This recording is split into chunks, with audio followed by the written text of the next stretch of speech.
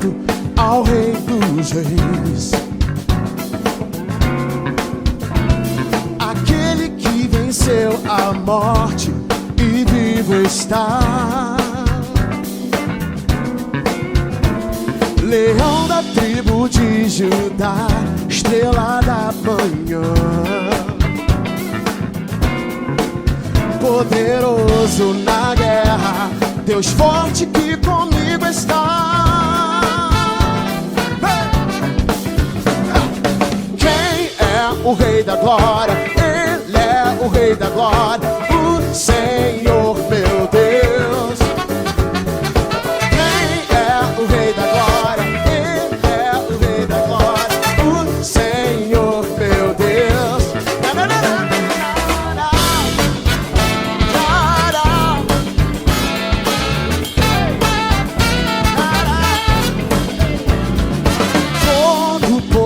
Foi dado ao Rei dos Reis, aquele que venceu a morte e vivo está. Leão da tribo de Judá, estrela da manhã, poderoso na guerra, Deus forte que comigo está. Oh, oh, yeah. Quem é o Rei da Glória? Ele é o Rei da Glória, o Senhor meu Deus. Meu querido, minha querida, uma boa noite para você, em nome de Jesus Cristo. Eu sou Alexandre Gouveia Faria, pastor da Igreja Batista Central do Fonseca, em Niterói. E quero dizer para você que, mais uma vez, é um privilégio estar junto de você, da sua família, desfrutar da sua atenção nesse momento. Nós hoje pela manhã meditamos sobre o dar ouvidos à palavra de Jesus Cristo. Não existe palavra mais maravilhosa nessa vida do que ouvir aquilo que Jesus Cristo tem para nos ensinar. Não existe. E hoje nós tiramos o dia para nós ficarmos e meditarmos em Lucas capítulo 5, de 1 a 11. Pela manhã nós meditamos no verso de 1 a 3 do capítulo 5 e agora nós iremos do verso 4 até o verso de número 11. E o tema desta noite é a abundância que vem de Deus. Guarda esse tema porque é o alvo da nossa reflexão nesta noite. A abundância que vem de Deus. Mas antes da nossa meditação, antes do momento de louvor e adoração, antes de tudo que vai acontecer, nós vamos orar nesse momento e vamos pedir a Deus que nos abençoe nesta noite, que nos dê um momento de alegria, de paz, de aprendizado, de crescimento, que possamos iniciar essa transmissão e terminar de maneira diferente da forma como iniciamos. Vamos orar nesse momento? Eu peço a você que feche seus olhos, abaixe sua cabeça, se for possível. Não permita que nada na casa, nesse momento, no ambiente onde você esteja, te atrapalhe, mas que nós possamos nos concentrar naquilo que Deus tem para nós nesta noite. É um tempo muito breve, cerca de 60 minutos, passa muito rápido e isso tem um valor extraordinário para a nossa vida, para a nossa espiritualidade, para a nossa fé. Guardar a palavra de Jesus Cristo no coração é olhar para a vida de maneira diferente. Aquele olhar pessimista, aquele olhar triste, aquele olhar sem esperança, ele é lançado fora. E a gente passa a olhar a vida na perspectiva de Deus, na esperança que o Evangelho nos dá. Vamos orar nesse momento? Soberano e eterno Deus, nós te agradecemos, ó Pai, por mais um dia de vida. Nós entregamos, ó Deus, nas tuas santas mãos essa transmissão e tudo aquilo que iremos vivenciar durante esse breve período de tempo. E nós, ó Deus, rogamos pelos lares, por todas as famílias, por todas as pessoas individualmente que estão nos assistindo nesta hora. Que o Senhor abençoe, que o Senhor fortaleça, que o Senhor derrame graça, que o Senhor tenha compaixão dessas vidas, que o Senhor forneça, ó Deus, a alegria e o sentido para vivermos. Em nome de Jesus, nós cremos na abundância que vem de Ti, que o Senhor é poderoso para nos dar. Em nome de Jesus Cristo, autor e consumador da fé, é que nós oramos, hoje e sempre. Amém. Vamos louvar ao Senhor? Então, em nome de Jesus, adore ao Senhor neste momento. Amém.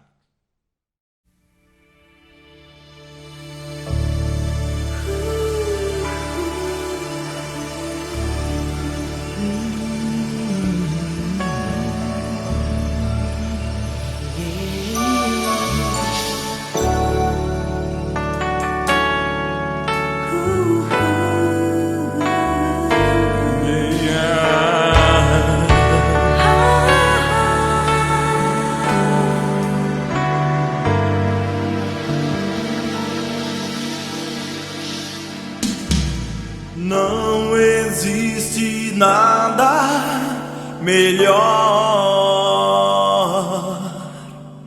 do que estar diante de Deus. Pode o mundo se abalar, seguro estou em Ti, seguro estou em Ti. Foi criado por Ti. Nós também, pra Teu louvor, quero sempre Te exaltar, pois és fiel a mim, pois Tu és fiel a mim.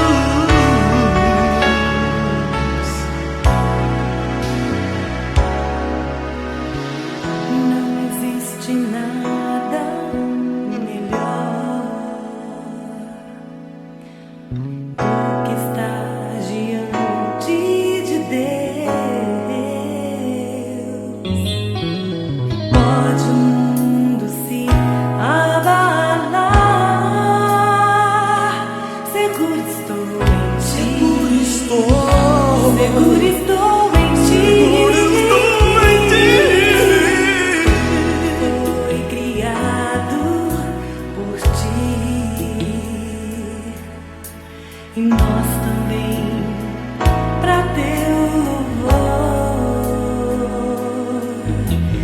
quero sempre Te exaltar, pois és fiel a mim, Fiel a mim. és fiel.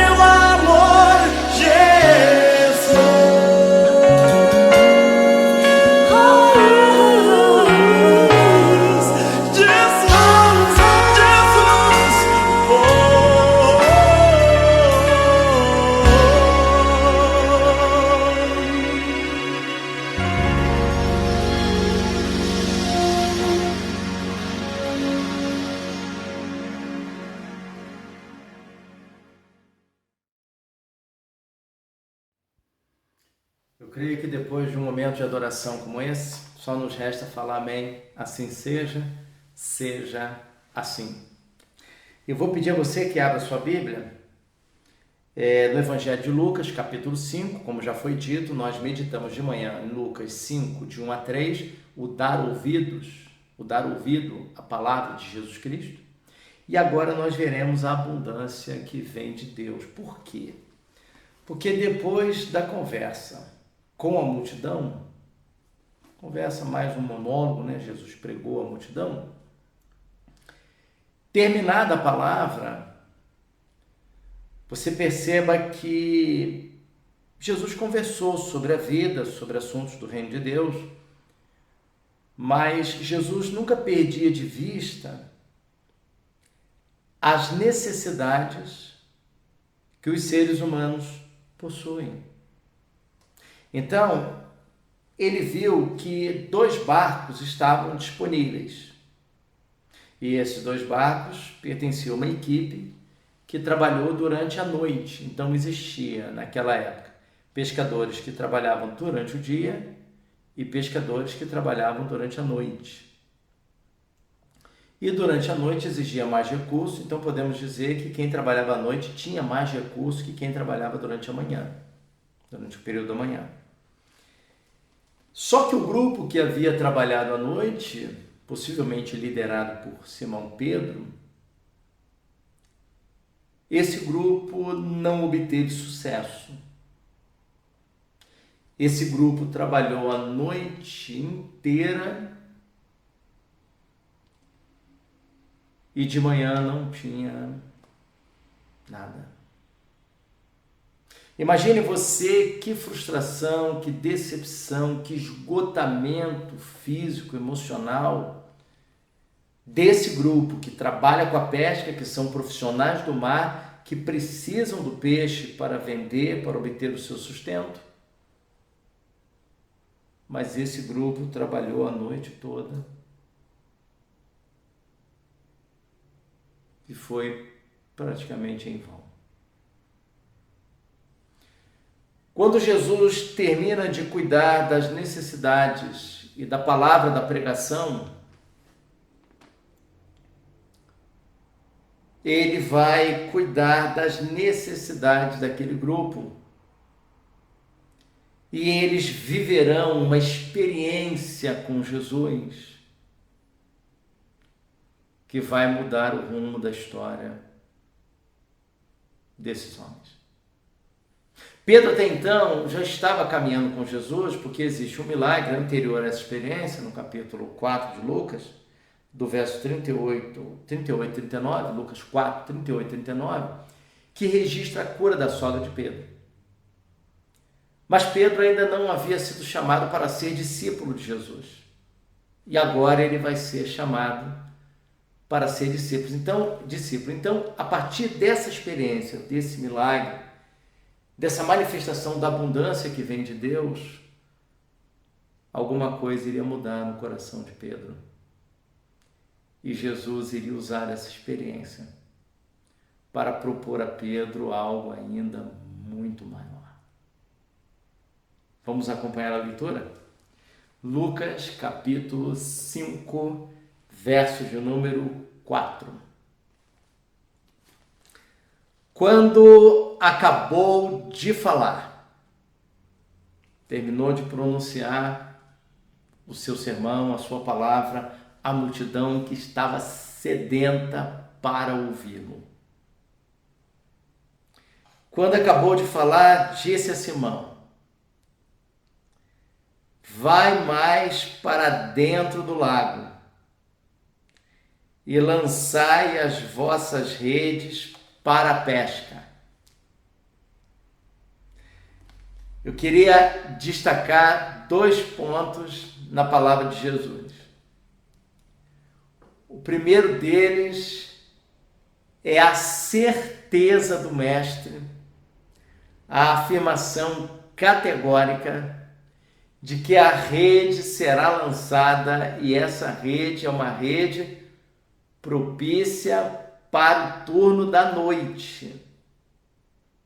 E Jesus vai usar essa rede que era para a noite, ele vai usar, vai abençoá-la na parte da manhã. O que me chama a atenção é que Jesus manda que eles lancem a rede para a pesca. Então, preste atenção. Jesus não propõe a eles lançar a rede para fazerem um teste, para ver se tem alguma coisa no mar, se é possível pescar algum peixe. Não. Jesus faz uma afirmação categórica: lancem a rede mais para o fundo para pesca, para pescar. Eu estou garantindo resultado a vocês. Se eles pegassem algum tipo de peixe nessa rede que era propícia para a noite, se eles pegassem algum peixe, já seria algo maravilhoso, porque eles trabalharam durante a noite toda e não apanharam absolutamente nada. Então já seria alguma coisa. Mas eles não faziam ideia que, além do fato de Jesus cumprir a sua palavra, de acontecer exatamente como Jesus afirmou que aconteceria, bastava a eles apenas obedecer, descansar, fazer exatamente aquilo que Jesus orientou que fizessem. E haveria uma multidão de peixes que precisaria de 2 barcos, e quase que os 2 barcos iam a pique. Quando era mais fácil pegar essa possível quantidade de peixe à noite, mas não, aconteceu de manhã, à luz do dia. Segunda questão que a gente levanta nessa afirmação de Jesus é a dificuldade de Pedro de ouvir essa orientação, uma vez que Pedro era pescador e Jesus carpinteiro. Então, peraí, era normal o filho naquela época aprender a profissão do pai.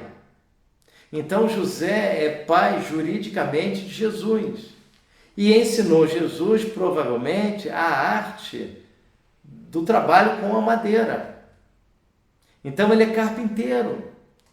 Como que um carpinteiro quer dar orientação a nós que conhecemos o Lago de Genezaré, conhecemos essa região, e como se não bastasse conhecer, temos uma sociedade, e como se não bastasse isso, trabalhamos a noite inteira nessa região que nós conhecemos. E nós não pescamos absolutamente nada. E agora vem um carpinteiro dizer a nós que lançando a rede, a gente vai pescar. Quando Deus nos dá uma orientação e nós temos dificuldade em crer naquilo que está sendo proferido, naquilo que está sendo prometido, naquilo que está sendo dito a nós, e a pessoa quem fez essa afirmação a Pedro e quem faz a nós é Jesus Cristo, alguém que tem todas as credenciais e a autoridade para falar, para repreender, para corrigir, para orientar, para abençoar. Não há nenhum motivo, ao ler os evangelhos, a própria história da igreja, não há nenhum motivo para duvidarmos, para termos dúvida sobre a palavra de Jesus Cristo. Mas você observe que Pedro vai fazer como nós fazemos quando Deus promete alguma coisa maravilhosa, quando Deus se compromete a fazer um milagre, quando Deus promete a abundância sobre a nossa vida, onde humanamente, nós não conseguimos enxergar, não conseguimos visualizar, nós levantamos para Deus, senão a impossibilidade, o nosso pessimismo.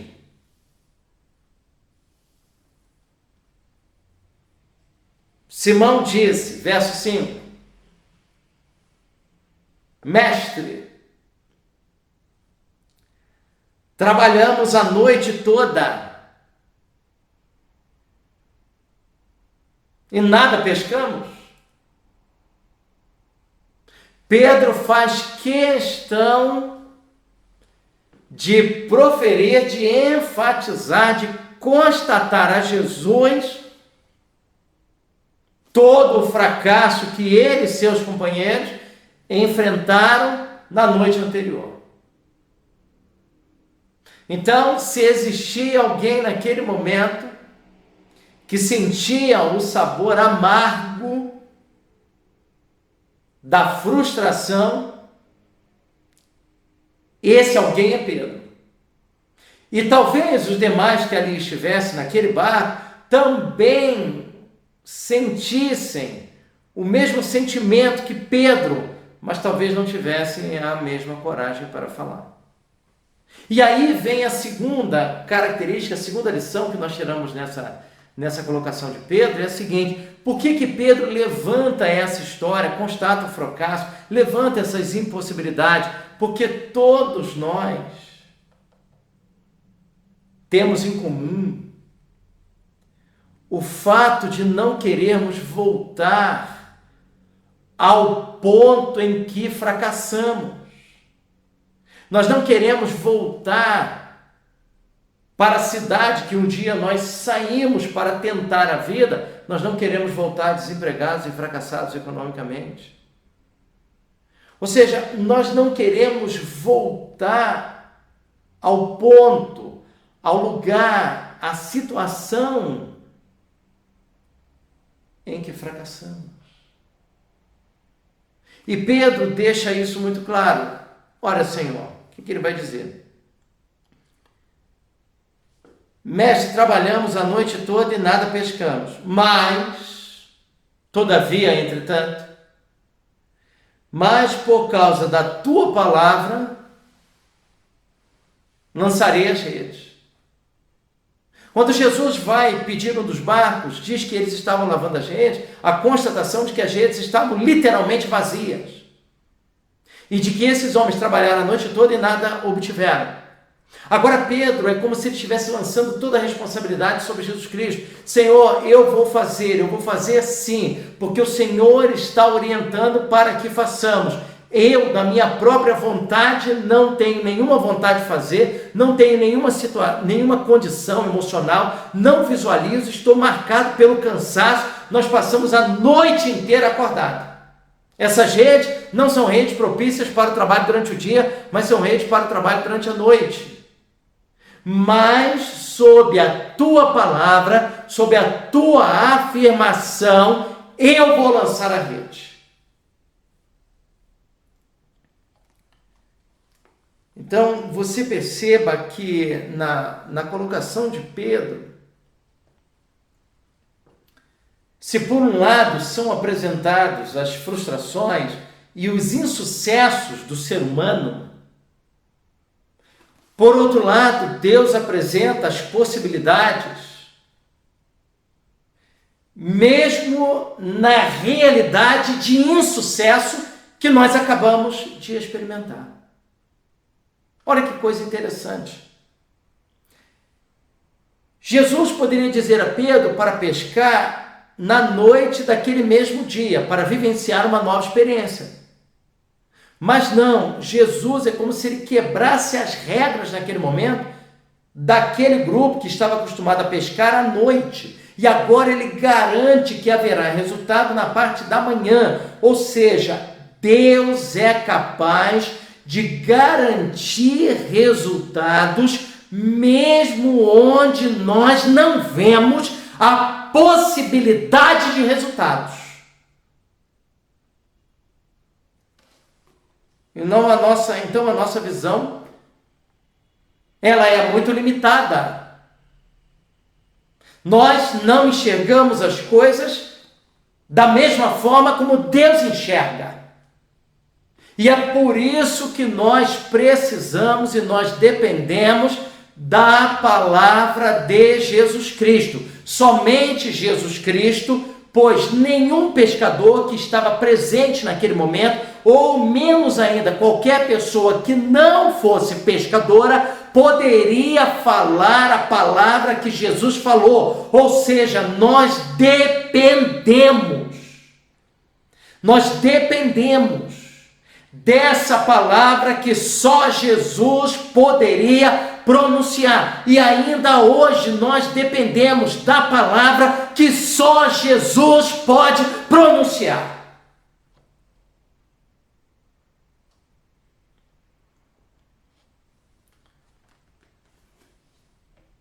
Uma outra lição, não menos importante, que foi lembrada na transmissão da parte da manhã e estará sendo lembrada e ampliada agora à noite, é de que o que aconteceu, o que está acontecendo, narrado no capítulo 5 de Lucas, de 1 a 11, não está acontecendo no ambiente religioso.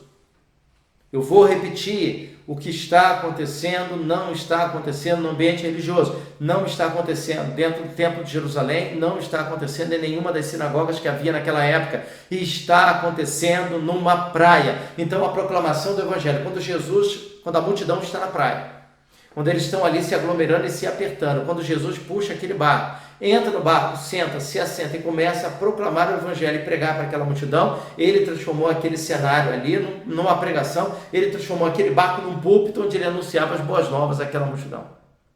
E tudo aquilo aconteceu dentro do ambiente onde tinha água, vento, areia e talvez o mau cheiro da pesca, dos peixes, o mau cheiro daquela região, da região de praia, a marisa, o vento e tudo aquilo que tem numa praia.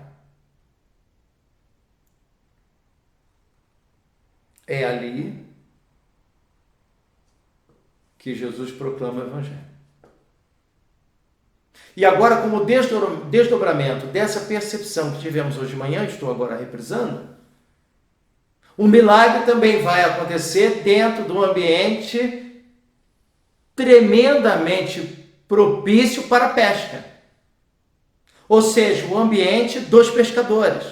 Então, a realidade de Deus, ela vem até a realidade desses homens que estão dentro do lago de Genezaré. Deus, através de Jesus, vai falar ao coração desses homens, vai haver uma convocação para que Simão siga Jesus, se transforme em discípulo de Jesus, mas esse chamado, ele acontece dentro da realidade profissional desses homens. Eles não precisaram ser arrebatados, levados para um outro ambiente, levados para um ambiente espiritual, podemos dizer assim, um ambiente religioso. Não, a espiritualidade estava sendo vivenciada dentro de uma praia, mais precisamente dentro d'água, dentro do mar, no lago de Genezaré, no meio do lago, dentro de um barco, uma rede de pesca, estava sendo vivenciada a espiritualidade. Então você perceba que o milagre de Deus não está restrito a nenhuma geografia, não está restrito a nenhuma circunstância. Deus é capaz de fazer um milagre onde quer que nós estejamos, e aqui no caso deles, eu quero frisar esse ponto, o milagre aconteceu no âmbito da esfera profissional. Então eu poderia falar de várias realidades que o milagre envolve a partir do Novo Testamento. Por exemplo, a cura da sogra de Pedro aconteceu dentro do ambiente, do cômodo da casa, que nós poderíamos chamar de quarto hoje, que ela está lá deitada. Então já seria um outro ambiente, um ambiente da casa. Mas aqui não, eu quero frisar nesse momento, o milagre está acontecendo dentro do ambiente profissional. Então a sua profissão, o local onde você trabalha e as dificuldades que você está tendo, essa arena que você está imerso ou imersa, ela pode ser alvo da provisão de Deus, da abundância de Deus no ambiente profissional, ainda que você não visualize isso, como Pedro não visualizava. Não conseguia enxergar que aquela rede sendo usada na parte da manhã, ela sairia lotada de peixes, a ponto de precisar da ajuda de outro barco.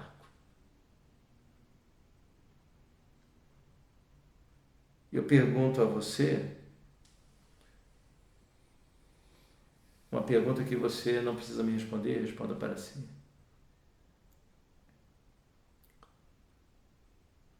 Será que não está faltando fé em nós?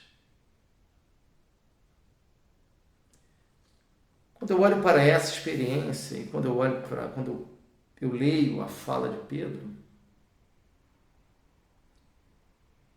eu fico pensando, Senhor, será que se eu estivesse lá, eu não falaria a mesma coisa que Pedro falou?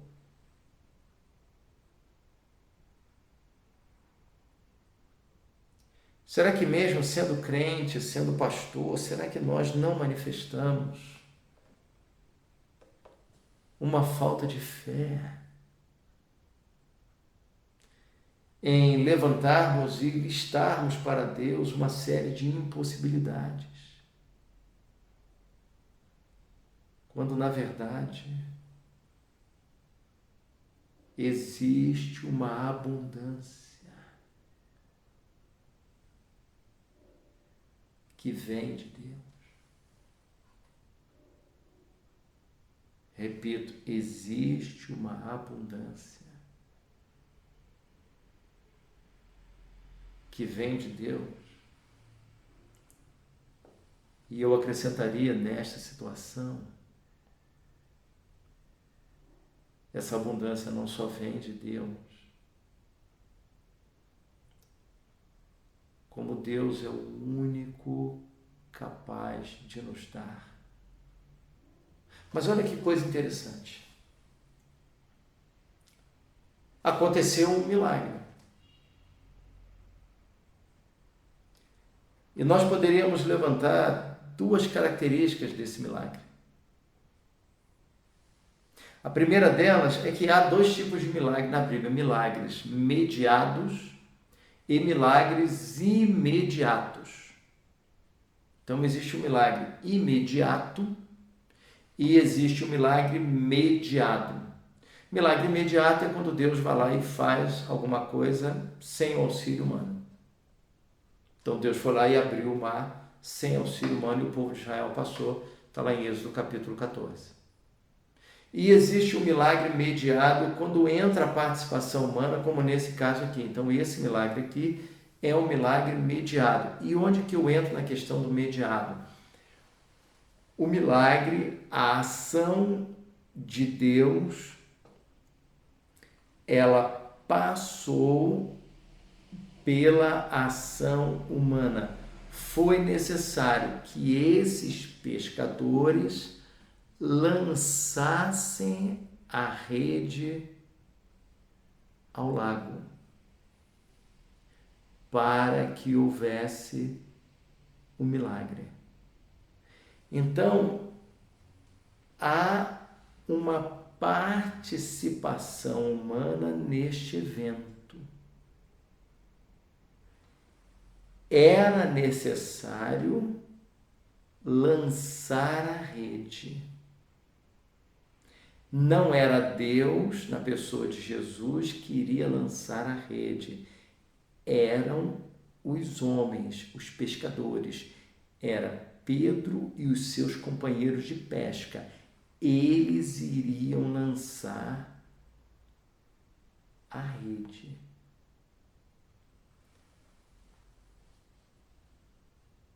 Nós temos que ouvir a palavra de Cristo.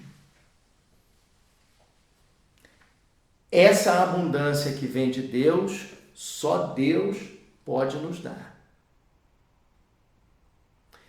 Mas, por outro lado, se Deus decidir nos dar através de uma herança, então a gente não vai fazer nada e vai simplesmente herdar o patrimônio que alguém construiu. Mas se Deus decidir nos dar através do trabalho, então eu e você temos a responsabilidade de lançar a rede. E aí a minha pergunta a você: será é apenas uma hipótese. Você vai responder para si. Será que não estamos pescando, não estamos pescando, porque estamos deixando de lançar a rede? O milagre que você está querendo na sua vida de provisão, ele pode ser um milagre imediato, quando Deus age sem auxílio humano. Então ele te dá uma herança, por exemplo, alguém morre e deixa para você alguma coisa. Deus te abençoou, não com a morte do ente querido. A morte a gente chora, a gente sofre. Mas aquele patrimônio foi deixado e foi lembrado, esse ente querido deixou com amor para você. Então Deus agiu de maneira imediata, não entrou a participação humana. Mas esse milagre aqui entra a participação humana. Então, todas as vezes que eu leio essa passagem, eu percebo que a atuação de Deus foi dentro da esfera da profissão desses homens. É bem verdade que Jesus vai usar esse milagre também para o chamamento de Pedro, para o convite ao seguimento. Mas antes de nós chegarmos lá, a pergunta é: era necessário lançar a rede? Alguém teria que lançar, o milagre iria acontecer, mas era necessário que a rede fosse lançada e que a rede fosse puxada, e Jesus não iria fazer isso. Era Pedro e seus companheiros. Segundo lugar, é você perguntar onde você está. Pastor Alexandre, esse milagre, esses milagres dos evangelhos, eles voltam a acontecer? E aí vem aquela discussão, eu creio em milagre, eu não creio em milagre, eles acontecem ou não acontecem. Eu quero dizer para você que existe uma distinção entre milagre e feito extraordinário. Milagre é o que vem, é esse agir que vem de Deus, que só Ele pode fazer. Então, proferir essa palavra que Jesus proferiu e fazer com que os peixes entrassem nessa rede, a rede alcançasse os peixes, só Jesus poderia fazer, só Deus pode fazer. Mas existe uma coisa na horizontal que é o feito extraordinário. Esse milagre, que é o agir de Deus, teve um feito extraordinário. Qual o feito extraordinário? A pesca maravilhosa, uma quantidade imensa de peixe. Então, o que eu queria pontuar com você é o seguinte: todos os milagre é o que vem de Deus. Agora, o feito extraordinário na horizontal, ele muda de acordo com a necessidade. Então, você pode orar, por exemplo, um computador seu pifou, ou seu carro numa estrada pifou, e você orou a Deus e pediu a Deus que o carro voltasse a pegar. 3 horas da manhã, você estava, por exemplo, no Rio de Janeiro, na linha amarela, na linha vermelha, num lugar perigoso, e o carro pifou. Você saiu do carro, foi lá, colocou as mãos no capô e orou e pediu a Deus: Senhor, faça com que o meu carro funcione. Eu peço a Ti, Senhor, não posso ficar aqui 3 horas da manhã, vai envolver risco de vida, minha família e tudo. Quando você entra, vira a chave, o carro pega e você vai embora. Chegando em casa, você entra, guarda tudo, se recolhe, vai tomar banho, vai comer alguma coisa, vai dormir e tal. Está cansado. No dia seguinte, você não quer tentar Deus, de manhã você vai ao mecânico. E o mecânico pergunta: fulano, como é que você trouxe o carro até aqui? Ué, eu liguei o carro e trouxe. Não, porque todas as velas do carro estão queimadas, por exemplo. Então, humanamente falando, não tinha como o carro funcionar. Houve um milagre, porque o mecânico não consegue explicar o que aconteceu. Você também não consegue explicar o que aconteceu. Mas esse milagre está na Bíblia? Não. Mas é um milagre? É. O milagre é o mesmo, mas o feito extraordinário na horizontal é que muda. Então, o milagre é sempre esse agir de Deus em que só Ele pode fazer. Mas o feito extraordinário é de acordo com a necessidade humana. Então, no caso da sogra de Pedro, havia necessidade da cura da enfermidade. A multidão que estava lá reunida, havia necessidade da multiplicação de pães e peixes. Havia um outro momento em que Pedro andou sobre as águas. Agora é uma pesca maravilhosa. Ou seja, o milagre é o mesmo, esse agir de Deus sobre a face da terra. Esse agir misericordioso, esse agir bondoso, esse agir de Deus que abençoa o ser humano sem merecimento algum.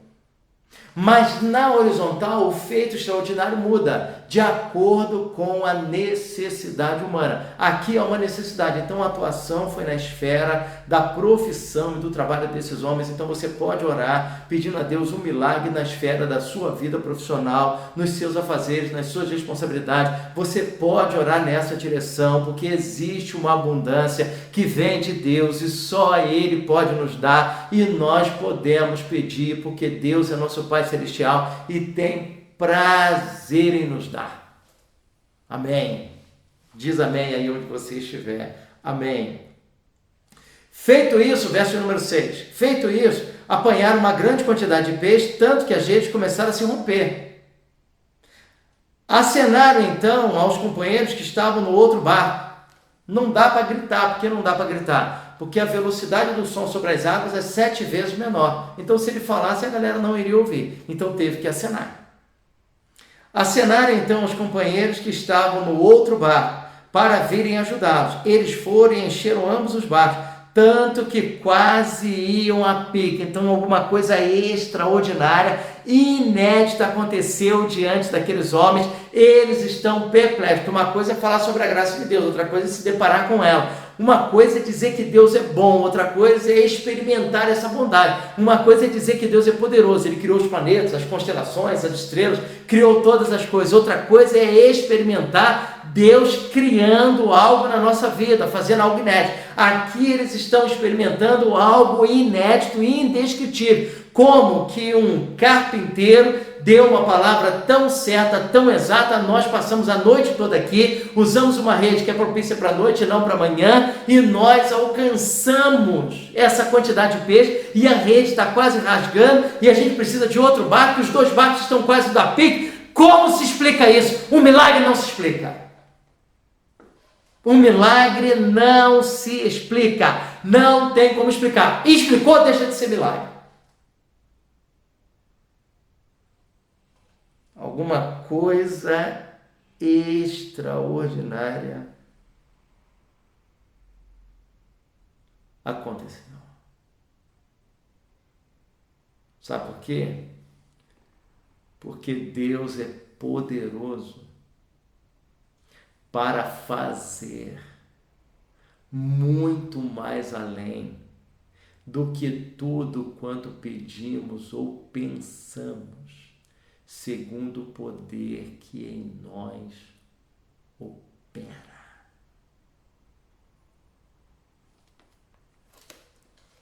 Qual será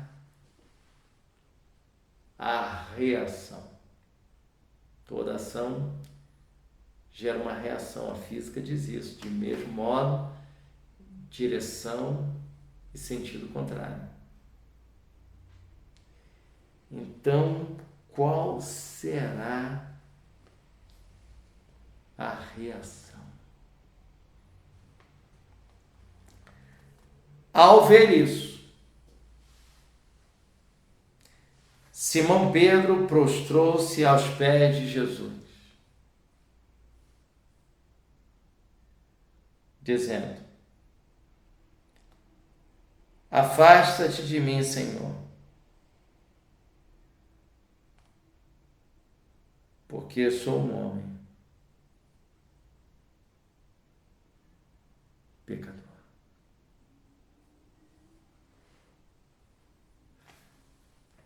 Você consegue compreender que o que está acontecendo aqui está longe de ser algo teórico? Você consegue perceber que quando Jesus manda Pedro e seus companheiros lançarem a rede, eles estão sendo convidados a uma experiência. Eles vivenciaram uma experiência com Deus.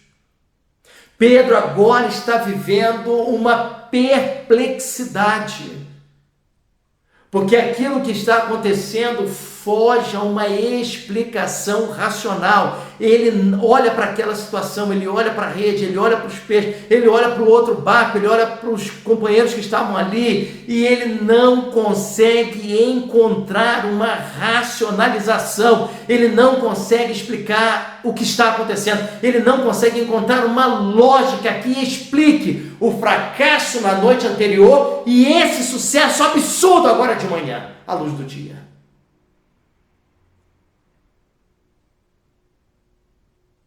Então a gente pode perceber algumas coisas aqui. A primeira delas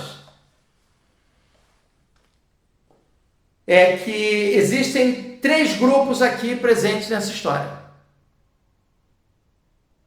Existe um grupo que é a multidão que ouviu Jesus, as palavras maravilhosas do Filho de Deus, e ao término da proclamação de Jesus a partir do barco, essa multidão se retirou. Existe um outro grupo que lá está junto aos barcos e às redes, e esse grupo está trabalhando lá, está cuidando de barco, está cuidando de rede, e é o grupo que está se preparando talvez até para assumir agora a pesca durante o dia. Um grupo trabalhava à noite e o outro trabalhava durante o dia. E existe um grupo que está ali próximo a Jesus. A multidão que saiu não presenciou o milagre e não vai ficar sabendo do milagre. Então, para essa multidão, se alguém disser que houve o milagre, eles vão duvidar. Peraí, como é que houve o milagre se a gente não ficou sabendo de nada? Então, a multidão que terminou, quando terminou a palavra de Jesus e a multidão saiu, essa multidão não presenciou o milagre, não ficou sabendo do milagre. Existe um outro grupo que está mais distante do barco, que está lá preparando a rede, que está preparando o barco, que está distante, sabendo o que está acontecendo, mas não está presenciando, mas sabe que houve alguma coisa ali, porque o outro barco se aproximou e a rede está cheia, os peixes estão ali presentes e o grupo está tentando organizar e o barco está quase na pique. Então aquele grupo sabe que houve um milagre ou que está acontecendo alguma coisa ali, mas não presenciou. E o terceiro grupo é o grupo que está ali, que sabe do milagre e presencia o milagre. Em qual desses grupos você está? Você está na multidão que ao término da palavra de Jesus se retirou, não presenciou o milagre, não sabe do milagre. Você está no grupo que não presenciou o milagre, mas sabe que está acontecendo o milagre. Ou você está no grupo que está sabendo do milagre e está presenciando o milagre. Em qual desses grupos você está? Pedro vai ser convocado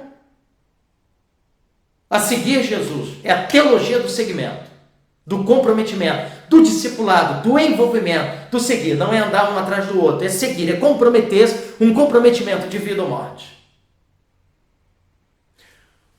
O homem que será convocado por Jesus para segui-lo. Vamos ver as características desse homem? Primeira delas, é alguém que na noite anterior saboreou o sabor mais amargo da vida, que é o fracasso. Segundo lugar, é alguém que confessou. Nós trabalhamos a noite toda e não pescamos nada. É alguém que confessou para Jesus, confessou para Deus, que naquele momento em que ele faz a confissão, ele é um fracassado. Terceiro, esse homem que vai ser convocado a seguir Jesus é um homem que tem uma crise de fé e diz a Jesus: só vou fazer isso porque o Senhor está mandando, porque de livre e espontânea vontade eu não faria, porque não existem condições para alcançar esse objetivo na parte da manhã. Quarto lugar, esse homem que será convocado a seguir Jesus, ele admite, ele diz o quê? Ao ver isso, Simão Pedro prostrou-se aos pés de Jesus, dizendo: afasta-te de mim, Senhor, porque sou um homem pecador. Ele reconhece que entre ele e Jesus há um abismo. Jesus não tem pecado e Pedro reconhece: eu sou pecador. Existe um pecador aí? Sim, eu sou um homem de lábios impuros e habito no meio de homens de impuros lábios. Eu reconheço, Senhor, eu sou pecador, eu não sou o que deveria ser, o Senhor não é como eu não sou como o Senhor. Há um abismo entre nós. Consequência disso, em quinto lugar, é alguém que olha para Jesus de baixo para cima, ele se ajoelha e se prostra.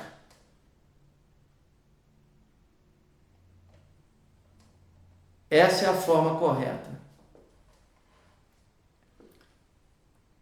de olharmos para Jesus.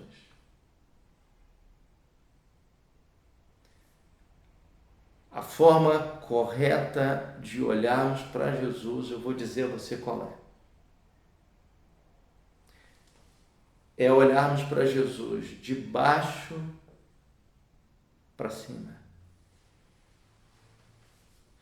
É reconhecer que somos pecadores. É confessar a Deus a nossa falta de fé. É admitir diante de Deus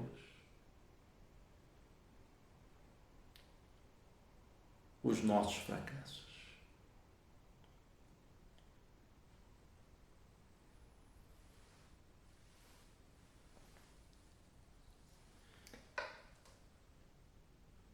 E é gente assim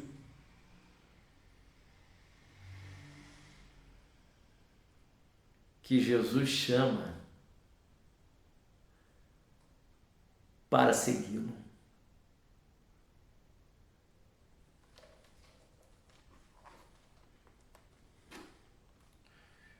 Pois com a pesca que haviam feito, a admiração tomara conta dele de todos os que o acompanhavam, bem como de Tiago e João, filhos de Zebedeu, que eram sócios de Simão. Jesus disse a Simão: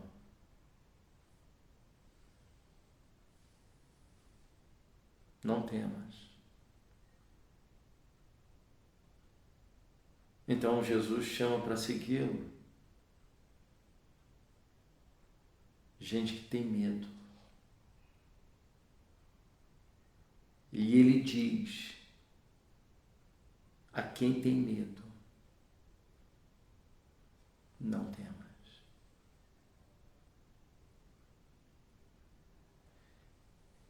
De agora em diante,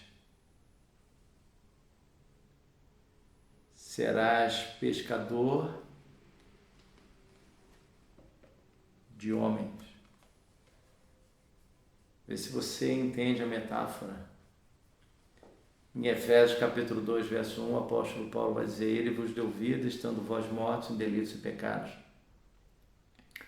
Então, antes de crer em Cristo, nós estamos espiritualmente mortos. Nós temos vida biológica, nós trabalhamos, compramos, vendemos, casamos, constituímos família, escolhemos a profissão, nós temos vida biológica, nós temos vida física, mas nós não temos vida espiritual. Ele vos deu vida, estando vós mortos em delitos e pecados. Então, sem Cristo, o ser humano é um cadáver. Então, repare a metáfora e a inteligência e a sabedoria de Jesus de trazer uma palavra a eles dentro do contexto deles. Isso se chama inculturação da fé. O prefixo in significa movimento para dentro. É uma palavra para dentro de uma cultura, para dentro de uma linguagem, para que o evangelho se torne compreensível. Jesus fez isso nessa metáfora.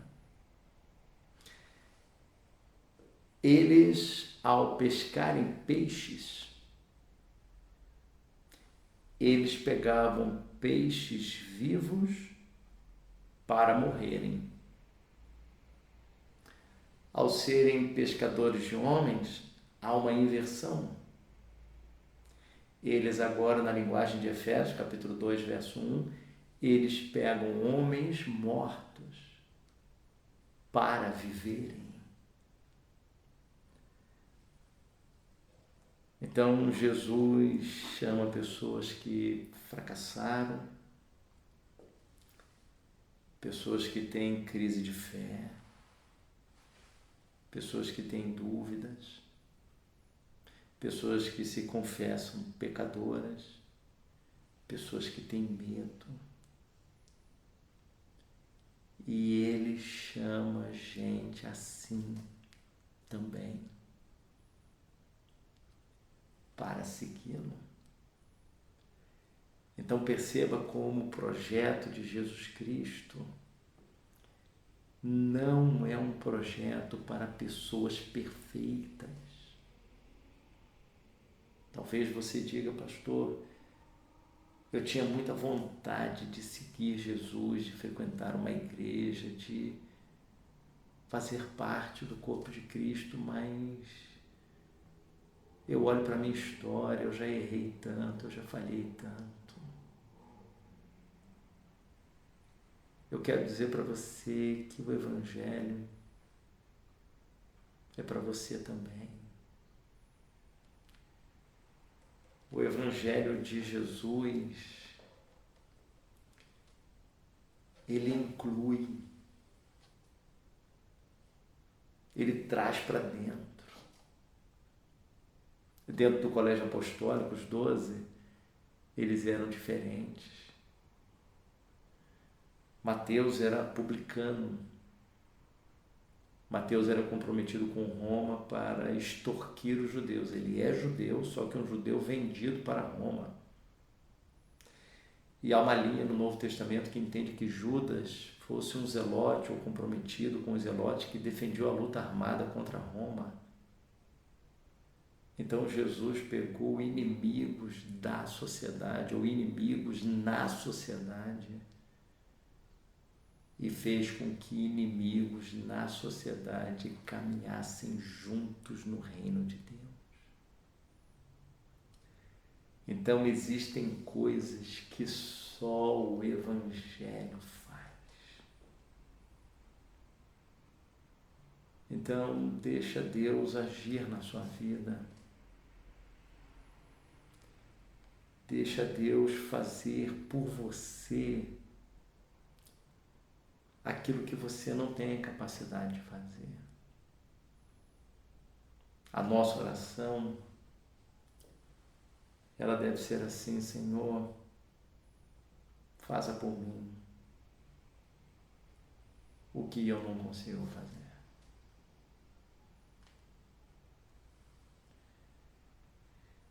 E depois de levar os barcos para a terra, eles deixaram tudo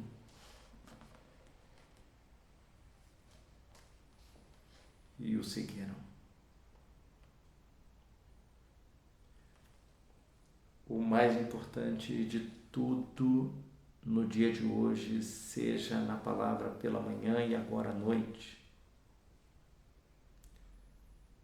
o mais importante de tudo é que você, ao ouvir a reflexão pela manhã e agora à noite, você decida no seu coração seguir Jesus. Não existe projeto de vida mais maravilhoso, mais fantástico do que entregar-se a Jesus Cristo. Não basta ter Jesus como um grande exemplo. Não. É necessário ter Jesus como dádiva. Não basta admirá-lo. É necessário crer nele. Creia no Senhor Jesus Cristo e serás salvo, tu e a tua casa, em nome de Jesus. Amém. Vamos louvar o Senhor.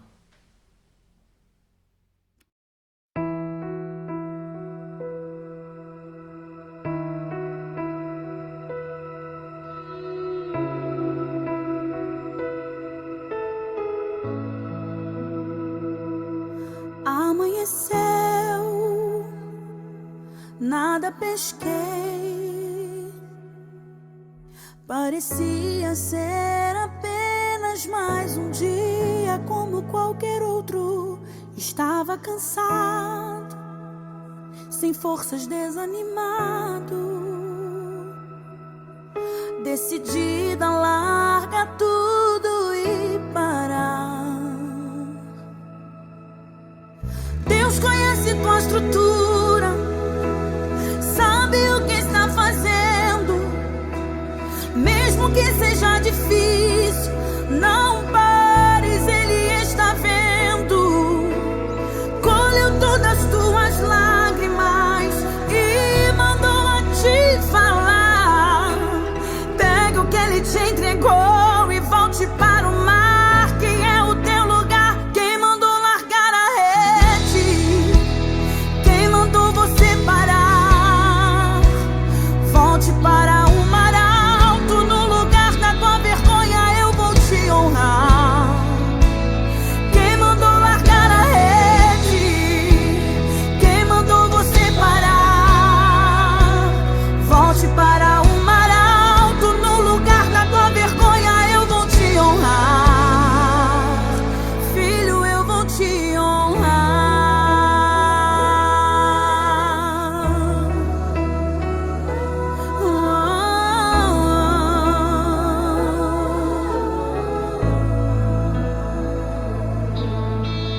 Deus conhece tua estrutura, sabe o que está fazendo. Mesmo que seja difícil, não pares, Ele está vendo. Colheu todas as tuas lágrimas e mandou a te falar. Pega o que Ele te entregou e volte para o mar, que é o teu lugar. Quem mandou largar a rede? Quem mandou você parar?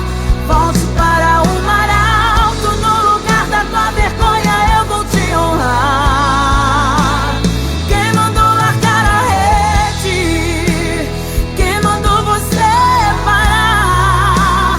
Volte para o mar alto, no lugar da tua vergonha eu vou te honrar. Filho, eu vou te honrar.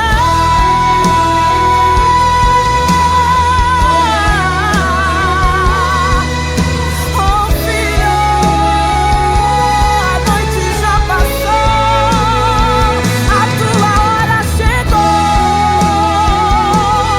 Pegue a tua rede, volte para o mar. Vou te esperar no mar. Nada de parar. Deus contemplou o seu caminhar. Eu sei, é difícil prosseguir quando tudo lhe faltar. Esse cenário vai mudar, a tua hora chegará. Há um tempo pra tudo. Quem mandou você parar? Volte para o mar alto, no lugar da tua vergonha eu vou te honrar.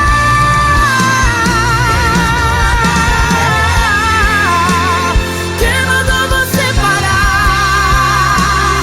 Volte para o mar alto, no lugar da tua vergonha eu vou te honrar. Filho, eu vou te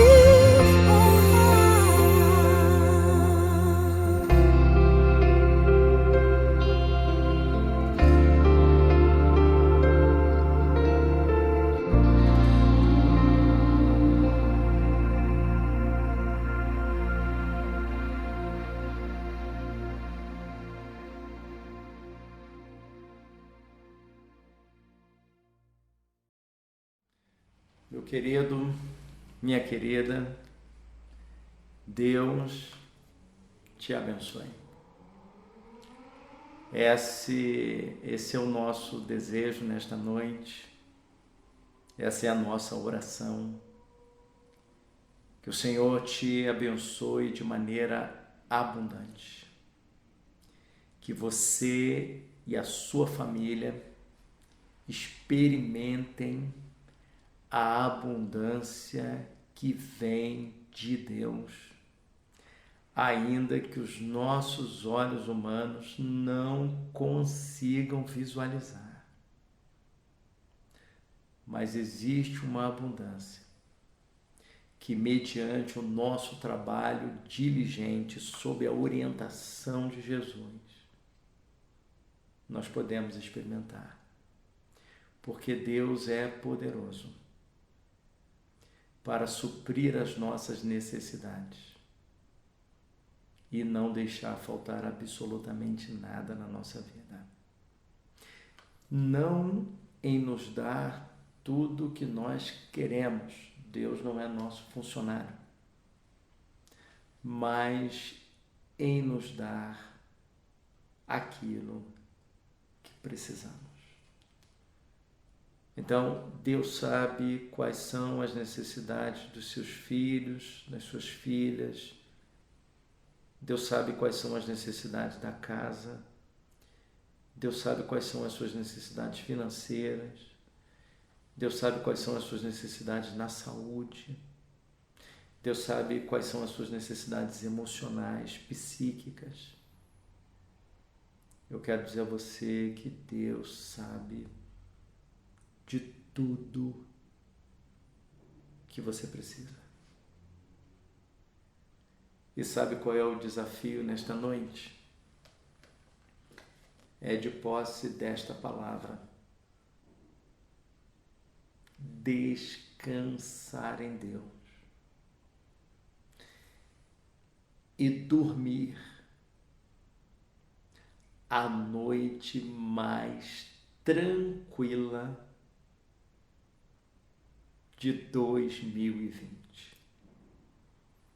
Quero desafiar você, com a fé firmada em Jesus Cristo, de posse da palavra dele, você ter a noite mais tranquila de 2020.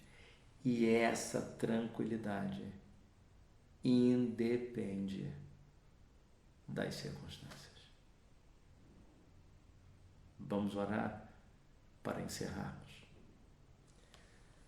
Soberano e eterno Deus, nós te agradecemos, ó Pai, por essa noite. Te agradecemos, ó Deus, por tudo que pudemos meditar neste momento.